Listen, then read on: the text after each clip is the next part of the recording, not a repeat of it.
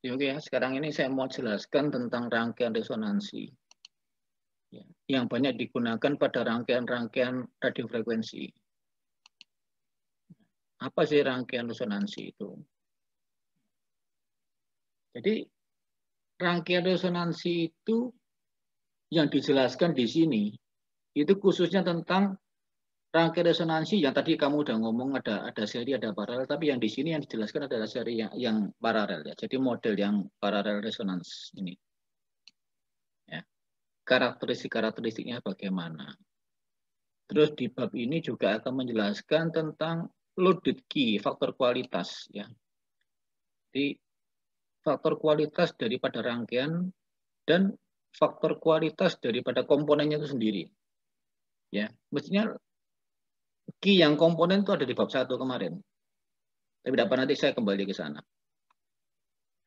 Ya. Oke, sekarang apa itu rangkaian resonansi? Rangkaian resonansi itu sudah pasti ada di dalam setiap rangkaian-rangkaian RF. Ya. Bukan hal yang baru, nothing new in RF circuit. Ya. Jadi pasti ada, baik di transmitter maupun di receiver, pasti akan kamu nanti ketemu dengan rangkaian resonansi. Tujuannya apa sih rangkaian resonansi itu di sini? Tujuannya adalah untuk selektif, jadi secara selektif akan meneruskan frekuensi tertentu,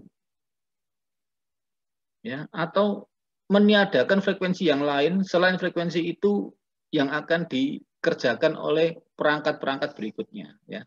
Jadi itulah fungsi dari rangkaian resonansi. Ya.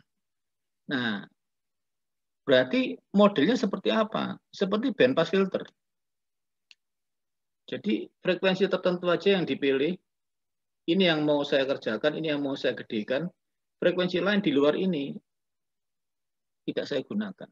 Nah, milihnya frekuensi itu menggunakan rangkaian resonansi. Ya, itu gunanya rangkaian resonansi. Nah, sekarang kita lihat apa aja sih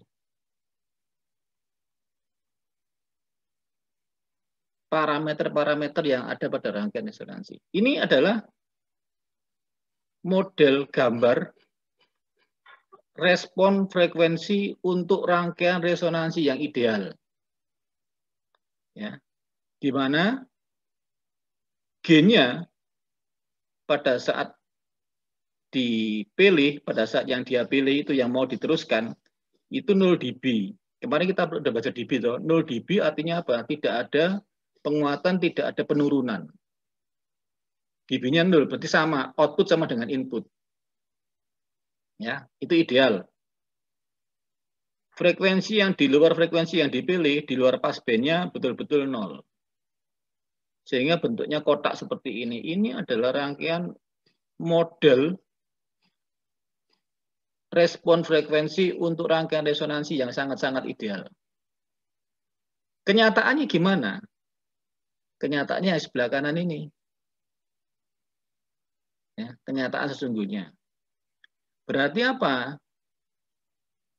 Di sini ada, kalau idealnya kan lurus gini. Jadi begitu frekuensi 1 langsung dia naik passband, begitu di frekuensi 2 dia langsung turun. Ya. Nah, tapi kalau kenyataannya enggak. Jadi dari sini akan ada slope seperti slope naik ini. Ya. Terus kemudian di sini atasnya juga enggak lurus. Ada ripple-nya nanti istilahnya. Pada saat dia turun juga begitu, ada slope-nya. Jadi untuk menuju F1, dia melalui F3 dulu dia naik. Ya. Terus dia mulai di sini. Dia akan bertahan di sini. Ketinggiannya gain-nya. Nah, kamu lihat, enggak 0 dB loh ya. Kalau idealnya kan 0 dB. Tapi ini enggak 0 dB. Jadi di bawah 0 dia sudah.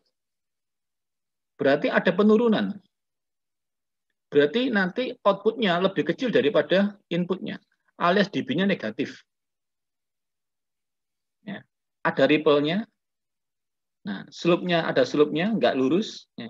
Nah, ini adalah model frekuensi respon untuk resonansi yang sebenarnya. Nah, nanti kita lihat ini, apa aja sih parameter-parameternya. Yang pertama, ripple. Ripple itu adalah gelombang atau gejolak yang terjadi pada saat passband. Ya, nanti kalau kita baca filter kita tahu, kita bisa ngitung nanti ini. Ripple-nya ada berapa? Ada berapa gelombang, itu nanti bisa kita hitung. Ya. Nah, gelombang tertinggi dengan gelombang yang terendah di sini ini, ya inilah yang dikatakan ripple. Tidak tahu berapa dB, ada yang 0,1 dB, 0,5 dB, ya. Itu ripple-nya. Jadi ketinggian daripada gelombang tertinggi sama gelombang terendah.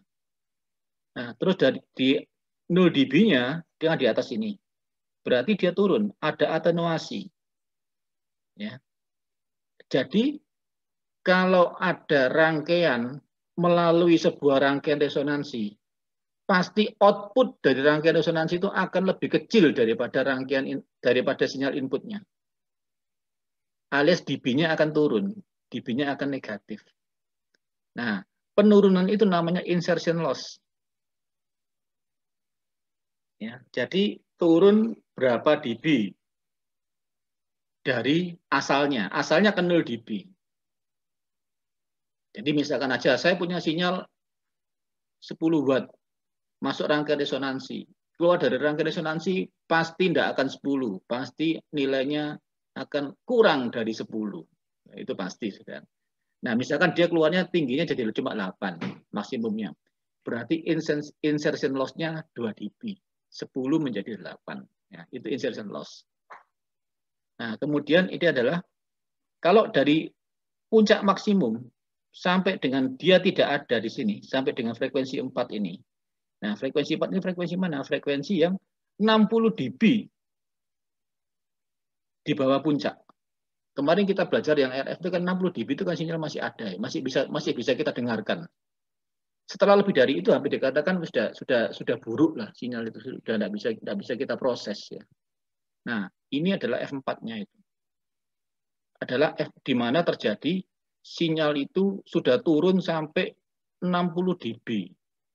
60 dB itu berarti 1 juta lebih kecil daripada sinyal semula. Ya, kemarin kita sudah baca dB loh. Mudah ngerti dB. Nah, itu adalah F3 dan F4-nya. Terus apakah F1 dan F2?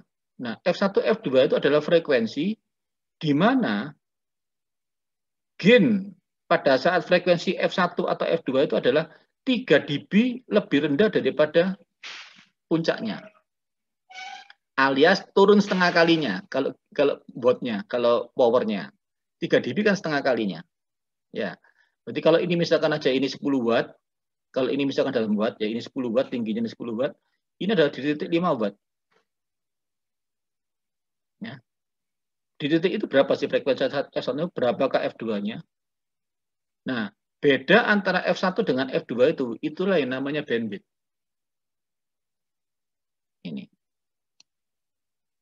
Ya. Jadi bandwidth itu adalah F2 saya kurangi F1.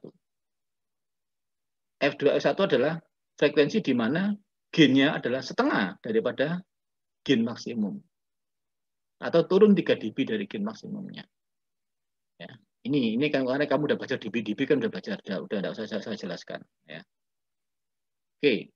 Nah, sekarang ada yang namanya key factor. Gitu. Key factor itu adalah faktor kualitas daripada rangkaian resonansi ini. Rangkaian resonansi dikatakan baik kalau Q-nya tinggi. Namanya sirkuit Q. Ya. Jadi ini faktor kualitas dari rangkaian resonansi. Jadi rangkaian resonansi ada yang bagus, ada yang jelek gitu. Kalau bagus adalah Q-nya tinggi. Kalau jelek, Q-nya rendah. Ya, itu ya. Nah, sekarang nanti apa itu Q? Q itu adalah perbandingan daripada frekuensi resonansinya. F itu frekuensi resonansinya. Kalau tadi di gambar tadi itu yang tengah-tengah ini, nah frekuensi resonansinya itu Fc di sini. Ya. dibagi dengan bandwidth-nya. Berarti nilai Q atau faktor kualitas dari rangkaian resonansi itu tergantung dari bandwidth. Semakin dia F1, F2-nya semakin kecil, kan berarti dia itu semakin slope-nya akan semakin tajam tuh. Berarti dari frekuensi yang tidak ada, gain-nya menjadi tiba-tiba langsung ada, mendekati ideal. Ya. Nah, kalau ideal itu kan berarti betul-betul tegak seperti gambar yang tadi itu. Ya. Nah, ini namanya faktor kualitas daripada resonansi atau sirkuit Q-nya dari resonansi. Besarnya adalah frekuensi tengahnya dibagi dengan bandwidth-nya. Nah, gimana sih kita lihat? Saya tak lihatkan gambarnya dulu, mungkin ada di sini.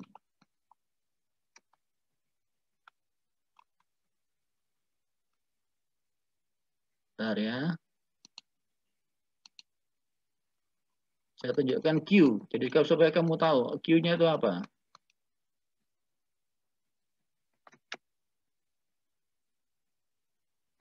Tuh, tak bisa pindah halaman ini. Bentar. Manakah Q-nya?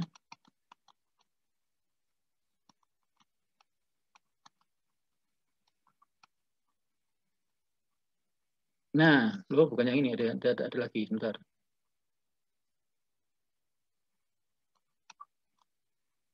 Supaya kamu tahu. Nah, inilah ya. Contoh ini rangkaian resonansi. Dia beresonansi di mana ini? Kira-kira 150, kira-kira.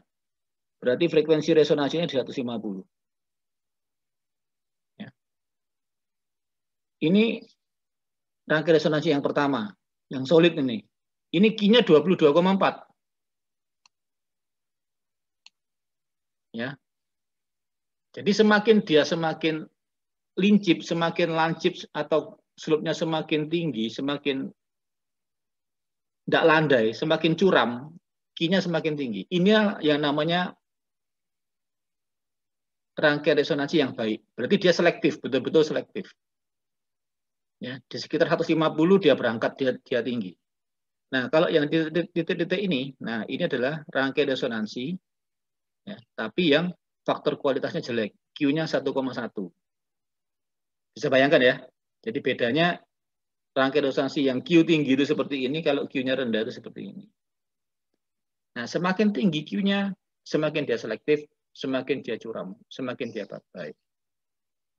Ya, itu Q. Namanya sirkuit Q atau rangkaian resonansi, faktor kualitas dari rangkaian resonansinya. Oke. Nah, sekarang balik yang tadi. Nah, ini sama dengan tadi, tapi yang ya, tadi saya ngomong Q, apalagi yang tadi yang masih saya omongkan. Nah, ini tadi sampai sini loh. Nah, kalau shape faktor ya sama dengan tadi itu. Shape faktor itu ya seperti seberapa besar sih perbandingan antara F1 ke F2 bandwidth-nya dibanding dengan F3 F4-nya. Ya. Itu namanya shape faktor. Jadi contoh yang ini. Kalau min 3 dB-nya itu ya, bandwidth-nya itu 60 dB, mana di shape faktor itu. Nah, jadi tadi yang saya ngomong pada saat dia turun 60 dB kan menghasilkan F3 F4. F1 F2 kan ada pada 3 dB, turun 3 dB. Kalau yang F3 F4 turun pada saat dia 60 dB. Nah, perbandingan dua frekuensi itu antara F1 dengan F2 dengan F3 dan F4 itu adalah shape faktornya. Ya, jadi untuk menunjukkan seberapa besar sih kecuramannya ini. Itu shape faktor. Ya. Terus ripple, ini saya sudah jelaskan tadi. Ripple itu apa? Ripple adalah kelurusan dari puncaknya. Kalau puncaknya masih gelombang-gelombang gini berarti ada ripple-nya. Kalau puncaknya itu lurus gini berarti nggak ada ripple-nya, ripple-nya 0. Ya, itu ripple. Apa lagi yang perlu saya? Nah, bandwidth itu insertion loss. Nah, insertion loss tadi itu sudah ya. Jadi insertion loss itu adalah seberapa besar sih dari 0 dB. Ya. Puncak tertingginya seberapa dB turun daripada 0 dB-nya itu adalah insertion loss. Ya. Nah, nanti kita bisa diilmukan setelah ini ya. Kita bisa diilmukan, kamu bisa lihat ya. Nah, ini ultimate attenuation tadi yang 60 turun 60 dB itu, ya, insertion loss yang sudah saya jelaskan itu. Oke, sekarang mau saya tunjukkan supaya nggak usah masuk ke teorinya dulu, saya tunjukkan simulasinya. Ya. Oke, kamu sudah familiar dengan multisim ya. Nah, ini adalah contoh rangkaian resonansi. Nah, contoh rangkaian resonansi. Apa sih yang kejadiannya rangkaian resonansi itu? Ini saya punya generator, sinyal generator atau function generator, ya, yang saya jalankan di frekuensi 50 MHz. Tegangan puncaknya maksimumnya 10 volt peak. Jadi 10 volt ya. Jadi ada sinyal 50 MHz, tingginya 10. Ya. Tidak ada offset, berarti betul-betul di 0 ya 0 ya. Oke. Sinyal ini masuk ke rangkaian resonansi ini. Ini adalah rangkaian resonansi ya. Ada C, ada L. Ya. Nanti kita bisa cari di frekuensi berapakah dia akan beresonansi. Nah, dia akan beresonansi pada saat omega XL-nya sama dengan XC atau J omega L-nya sama dengan seper J omega C atau omega kuadratnya sama dengan seper akar LC-nya kan gitu. Nanti kamu turunkan lah itu. Nanti bisa dihitung ya. Kamu bisa ngitung gitu. Nah, ini RS serinya dari sini ya. Ini bebannya 1 kilo. Beban yang dipasang ya mungkin antena, mungkin apa kalau ke dalam keadaan yang sebenarnya ini adalah mungkin antena ya toh. Nah, ini adalah tahanan depan daripada transmitternya kan begitu. Ini adalah rangkaian resonansinya. Jadi saya cuma tunjukkan performanya aja, saya enggak tunjukkan hitungannya supaya kamu punya jelas dulu ya.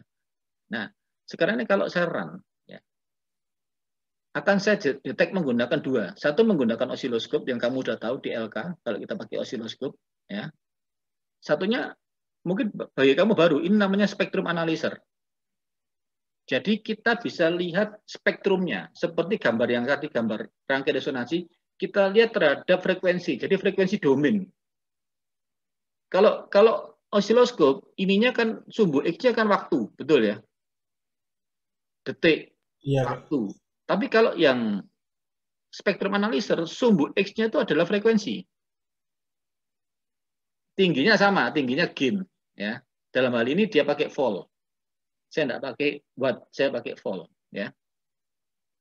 Nah, saya jalankan sekarang. Ini rangkaian ini desainnya sudah berjalan di dalam pada frekuensi resonansi 50 MHz. Berarti kalau saya beri 50, dia akan berada paling puncak. Kita lihat sekarang saya jalankan ya. Nah, steady ya. Ya. Ingat, tadi inputnya berapa? 10 volt ya. 10 volt. Ini saya stop. Kita lihat di sini. Puncaknya berapa cuman itu? 8,68.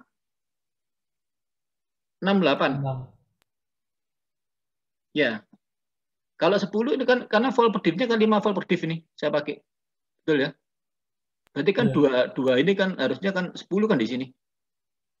Iya. Berarti kan dia nggak sampai 10. Berarti ada penurunan sebesar 1,4 volt. Itulah insertion loss. Jadi harusnya kan kalau ini osiloskop ini saya pasang di sini, kan 10 itu. Ya, betul ya? Iya, Pak. Nah, itulah insertion loss. Berarti yang terhadap 10 volt dia turun menjadi 8,6 ini. Nah, terus kita lihat frekuensi responnya. Saya lihat di spektrum analyzer-nya. Nah, sama spektrum analyzer ya.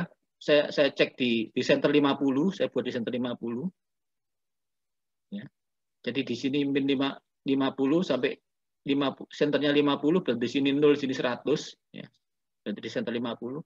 Nah, tingginya adalah 2 volt per div. Berarti ini 2, 2, 2, 2. Ya, 8 lebih sedikit lah, betul ya? Iya. Nah, ini frekuensi responnya. Gambar dari seperti yang rangkaian resonansi yang tadi itu.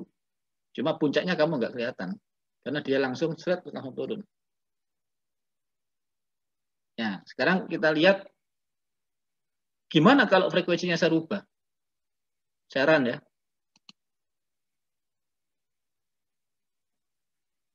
Nah, perhatikan puncaknya ya. Kalau frekuensi di sini saya rubah, saya turun. Saya turunkan menjadi 45 MHz. Kamu lihat yang di osiloskop sama yang di anu ya. Nah. Turun tadi ya, kecil ya. Saya naikkan 48. Dia lebih besar lagi. Saya naikkan 50. Desainnya itu di 50. Nah, harusnya ini paling puncak. Ya, saya turunkan, saya naikkan lagi ke 51 ya. Harusnya dia turun. 51 MHz. Nah, turun dia. Dilihat dari spektrumnya juga turun, dilihat dari osiloskopnya juga turun. 52 tambah turun lagi dia nanti.